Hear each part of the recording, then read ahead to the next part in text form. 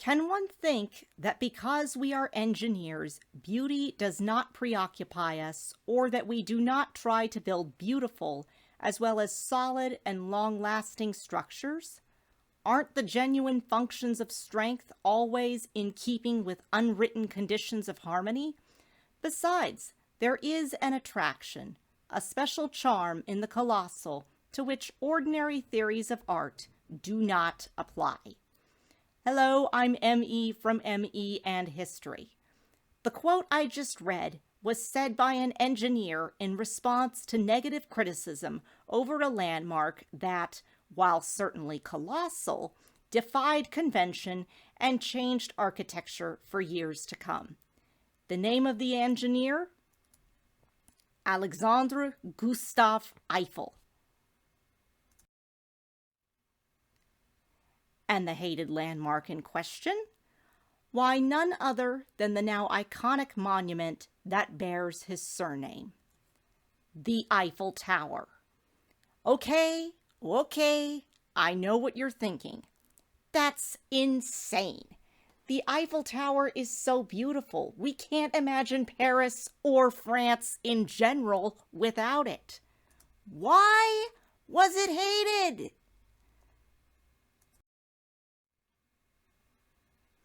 My viewers, there are so many things that we can't picture life without, be it an important painting, a good book, or, yes, a famous landmark.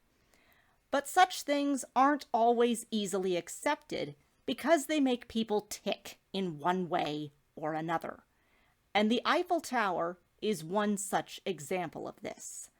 So let's travel back in time to the City of Lights as I tell you the story behind this once disliked architectural masterpiece.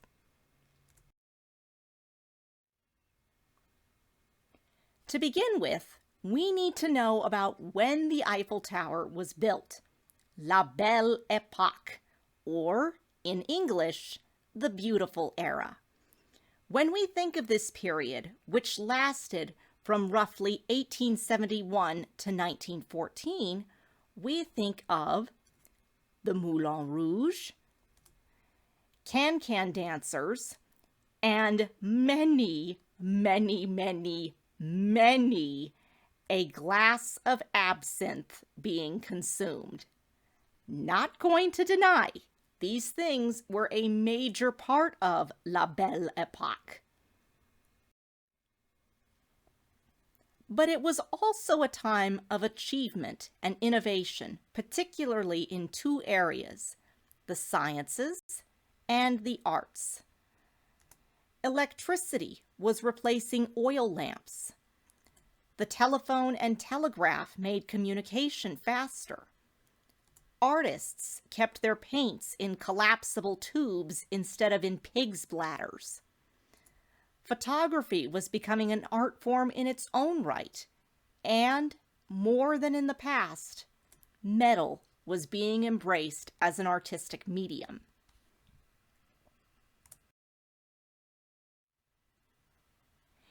It is with regards to metal that our Wizard of Iron, Alexandre Gustave Eiffel, comes into the story's picture. Eiffel was a world-renowned engineer who had designed, among other things, viaducts, railway bridges, and even the original interior framework for Lady Liberty. So, how did the Eiffel Tower come to be? We can thank a contest to design a centerpiece for the 1889 Exposition Universelle in Paris. France had hosted universal expositions in the past, but this one was pretty serious because 1889 marked the centennial of the French Revolution.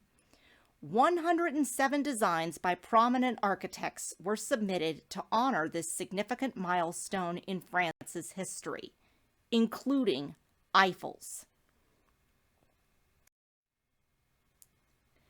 Yet, ironically, the tower wasn't even designed by Eiffel in the first place. Rather, it was designed by two engineers working at Eiffel's company. At first, Eiffel wasn't too keen on the design, but after further consideration and editing by yet another engineer, he bought the rights to the tower's patents and submitted them into the competition.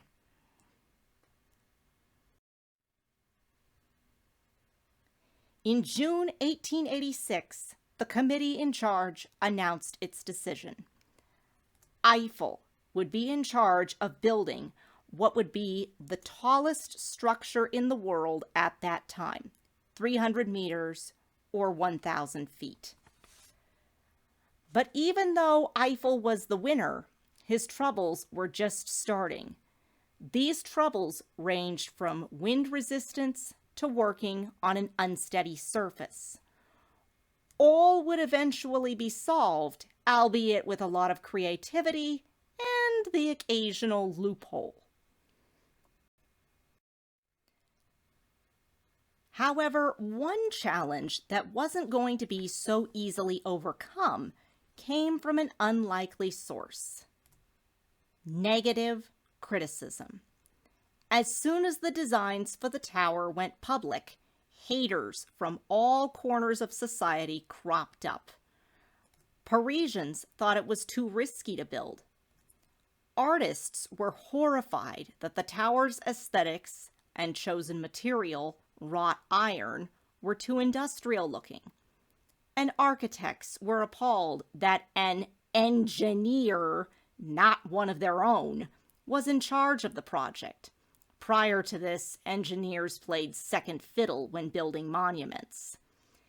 Things got so bad that a committee of 300 wrote a petition that reads as follows: "We, writers, painters, sculptors, architects, and passionate devotees of the hitherto untouched beauty of Paris, protest with all our strength, with all our indignation, in the name of slighted French taste, against the erection of this useless and monstrous Eiffel Tower. To bring our arguments home, imagine for a moment a giddy, ridiculous tower dominating Paris like a gigantic black smokestack, crushing under its barbaric bulk Notre Dame, the Tour Saint-Jacques, the Louvre, the Dome of Les Invalides, the Arc de Triomphe. All of our humiliated monuments will disappear in this ghastly dream. And for 20 years, we shall see stretching like a blot of ink the hateful shadow of the hateful column of bolted sheet metal." But, much to the annoyance of these nasty critics, on January 28, 1887, construction of the tower began on the Champ de Mars. Workers on the foundations used spades, and the rubble was cleared away by a combined force of steamed locomotives and horses. But while building the foundations, a problem was encountered. Wet soil where the two tiers closest to the Seine were to be placed. The solution? Airtight water chambers called caissons that allowed the workers to dig safely underwater until they reached a solid rock foundation. 6 months after this problem was dealt with, work on the iron structure began. To complete the structure in a quick but efficient manner, all 18,038 parts were prefabricated in Eiffel's workshops. Further speeding things along was the fact that 2/3 of the roughly 2,500,000 rivets were inserted off-site.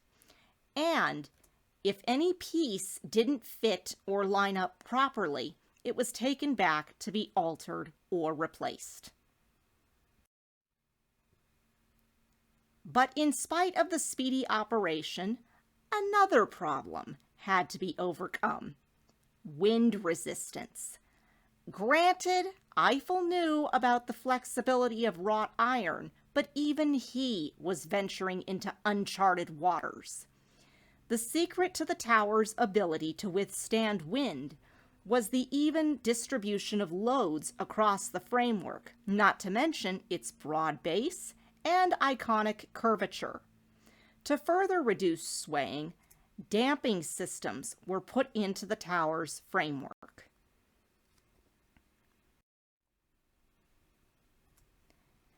As the Eiffel Tower began to rise, something else began to rise with it. Approval. True, there were still haters around. The writer Guy de Maupassant would later have his lunch there each day so he could avoid looking at it. But there were others who saw the tower as a symbol of a country with people from every walk of life coming together, holding up the government, and moving forward into the unknown. On May 15, 1889, the Eiffel Tower was completed and ready to be opened to the world. Eiffel himself personally gave tours to many important people, ranging from Buffalo Bill to the later-to-be King Edward VII. Thomas Edison was so impressed that he left this message in the guest book. To Monsieur Eiffel, the engineer, the brave builder of so gigantic an original specimen of modern engineering, from one who has the greatest respect and admiration for all engineers, including the great engineer, the bon Dieu, Thomas Edison. But even though the Eiffel Tower was a huge success, yet another snag was hit. A contract had been signed saying that the tower was to be around for only 20 years. So, why is it still standing today? Again, our thanks goes to Eiffel himself. Eiffel realized that in order to keep the tower around, he had to find out how useful it would be to the public. Between 1889 and 1909, the tower was used as a laboratory to conduct scientific experiments, ranging from Foucault's pendulum to mercury pressure gauges. In addition, Eiffel had an office and laboratory on the third floor of the tower. There, he conducted experiments in meteorology, astronomy, and gravity.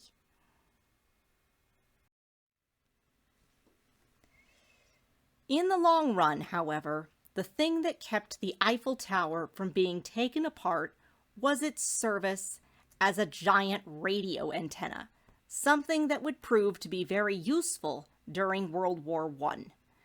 Among other things, the tower's radio-telegraphic station played a critical role in French victories, ranging from the exposure of spies, including Mata Hari, to jamming German radio communications. A few decades later, satellite dishes were installed, making the tower not just a radio transmitter, but a TV transmitter as well. Finally, in 1964, the Eiffel Tower was officially made a historical monument, and in 1991, it was named as part of a UNESCO World Heritage Site, Paris, Banks of the Seine. Today, the Eiffel Tower is not just a landmark visited by millions.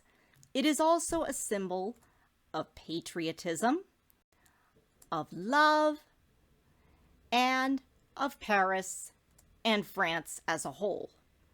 But to me, the tower is a symbol of triumph in the face of adversity, be it unpredictable weather, 2 world wars, and, yes, even criticism from narrow-minded haters.